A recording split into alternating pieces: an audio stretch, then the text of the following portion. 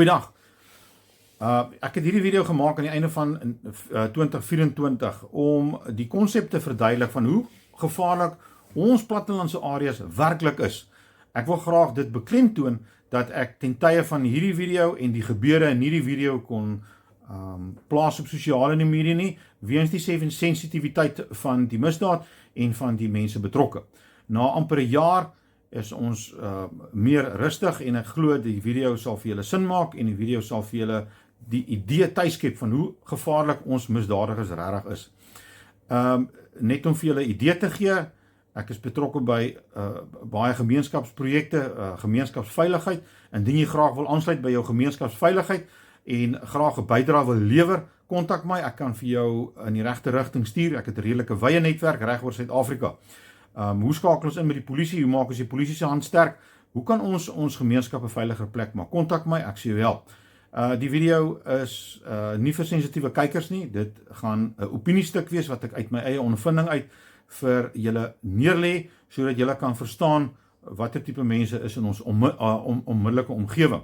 Net om vir jou idee te gee, as 'n misdaad plaasvind in Kaapstad en die misdadigers wil graag afkoel en hulle moet terug gaan Johannesburg toe, gaan hulle allerlei sypaadjies gebruik om by Johannesburg uit te kom en om die N1 en die N2 te vermy. Hoekom? Want die LPR kameras tel die mense op. Die tegnologie wat beskikbaar is op ons hoofweë N1 en N2 is so van aard dat 'n misdadiger vinnig opgetel geword indien hy gesoek word. En die aktiverende rol wat die polisie daarna speel, gaan beteken hy gaan vasgetrek word. So daar's baie ander paadjies wat gevolg kan word.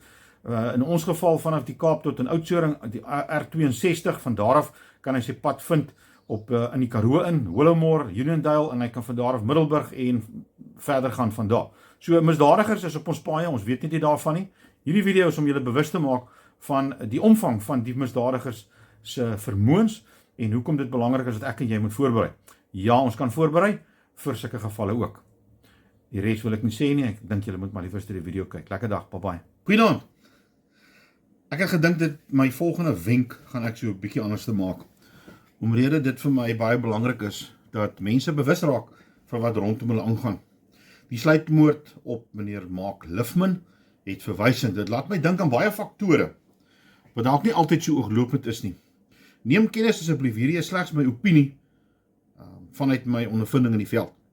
Mark Lifman is volgens die media 'n goed gevestigde besigheidsman in die onderwêreld van georganiseerde misdaad en moes binnekort in die Hooggeregshof verskyn op verskeie aanklagte van onder meer rampokkery, moord en geldwassery. Sulke manne ken ongelukkig die regte mense op verkeerde plekke. En gewoonlik is sulke ouens hoë risikoteikens en word hulle omring met menigte leiwagte. Meneer Lifman is 'n persoon wat gewoonlik nie sonder leiwagte is. En as jy nie kyk na die leiwagte wat rondom hom loop, is dit redelike fris ouens, groot ouens, sterk ouens, en mense wat baie goeie vaardighede het met vuurwapens. En in Suid-Afrika moet 'n mens slegs op een manier iemand permanent stil maak. En dit is om hom dood te maak. Kom ons kyk 'n bietjie verder in die wêreld van so gebeurtenis. En weer eens, ek gee my eie opinie vanuit my ondervinding en my kennis.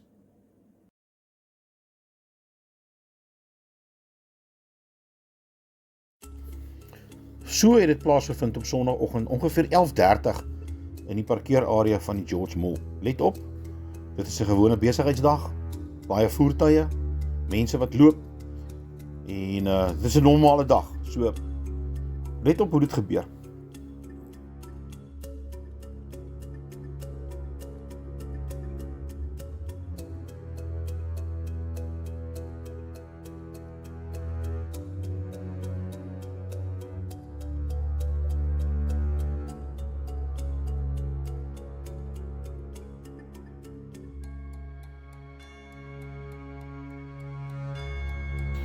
Gedurende die res van die dag is die verdagtes gesoek oor die hele Suid-Kaap deur alle rolspelers binne die gemeenskapsveiligheid netwerk met 'n suksesvolle arrestasie in die area tussen Uniondale en De Rust, net naby die Karoo en Oos-Kaap grens.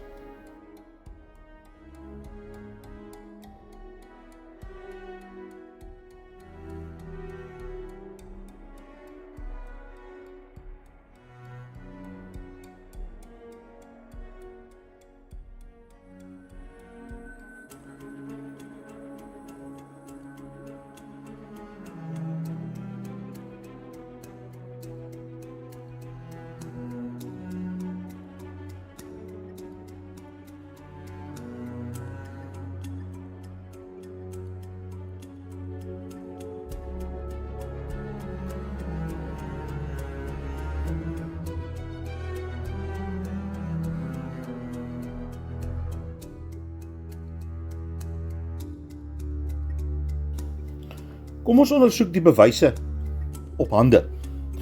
Die lewelose liggaam van meneer Lifman het 5 koelwonde gehad. 3 was in die bors en 2 in die kop. Nou wat verneem word, was die gesig baie geskend. 5 dodelike skote op 'n kort afstand vanuit die wit Polo. Let op dat die skootplasing dodelik en effektief was en goed deur die verdagtes geplaas om 'n versekerde dood as resultaat te hê. Die area bekend as die klein brein is 'n dodelike area om gewond te word.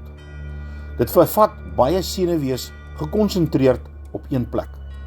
Die moordenaars het dus goed geweet waar om te mik. Die 2 verdagtes aangekeer was vermoedelik die betrokkenes in die voertuig op die video binne die parkeerarea van die George Mall. Ook vermoedelik die 2 lede wat die nommerplate gewissel het in die naburige plaasomgewing buite George. My vraag is, was daar net een voertuig of dalk menigte voertuie? Niemand is seker nie. En wou die verdagtes nie dalk ons op die spoor gesit het van die verkeerde groepering nie. Ons moet nog die feite verifieer.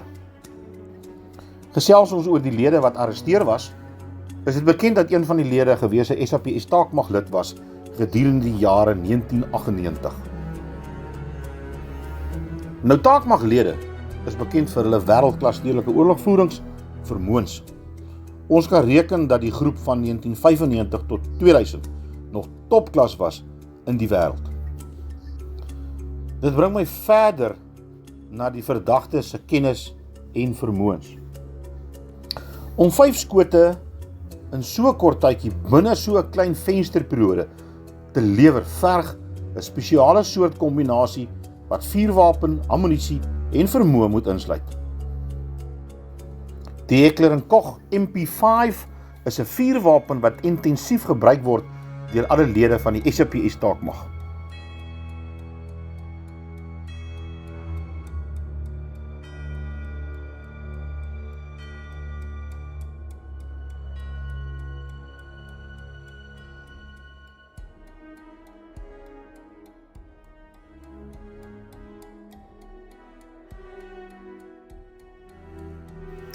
Dit het die vermoë om 700 skote per minuut te vuur met 'n knaldemper op.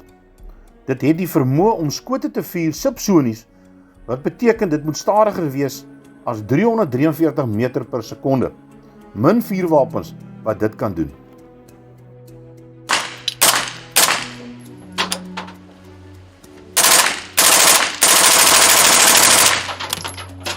Really hard to express how good it is. It's smooth. The recoil is barely there because of also the roller lock delay system. Nodig om dit te vuur. This is actually more pleasant to shoot than the MP7. En met akkuraatheid wat skrik vir niks. Dit is wat 'n MP5 met 'n knaldemper kan doen. Semi-outomatiese weergawes word in Suid-Afrika verkoop aan sportskuts en sekuriteitsmaatskappye. En 'n wapensmid kan die semi-auto weergawe verander na volautomaties. Dit is egter heeltemal onwettig. Kom ons kyk na die moontlike ammunisie tipe wat gebruik was. 9mm gefragmenteerde ammunisie is beskikbaar aan siviele lede wat 'n 9mm vuurwapen lisensie besit.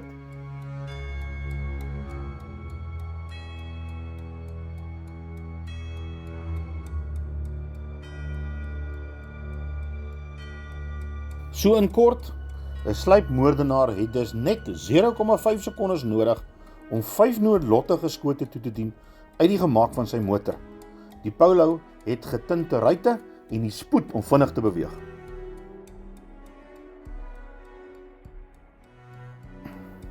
Met my nabootsing het ek dit opgemerk dat so iets heeltemal realisties is.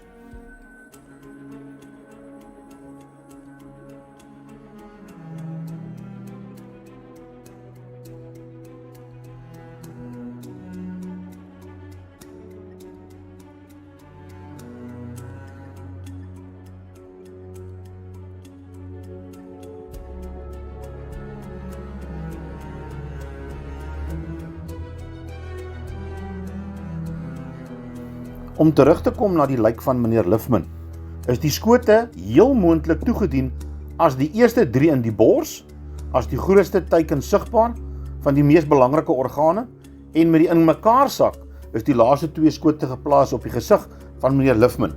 Die liggaam sak in mekaar, skootplasing gaan dus hoër plaasvind. Mag hierdie vir ons 'n duidelike les wees wat daar buite is en met wat ons daagliks te doen het in die wêreld van gemeenskapsveiligheid. Is dit nie dalk tyd dat jy jouself meer vertroud kry, net om jou familie en jouself te kan beskerm?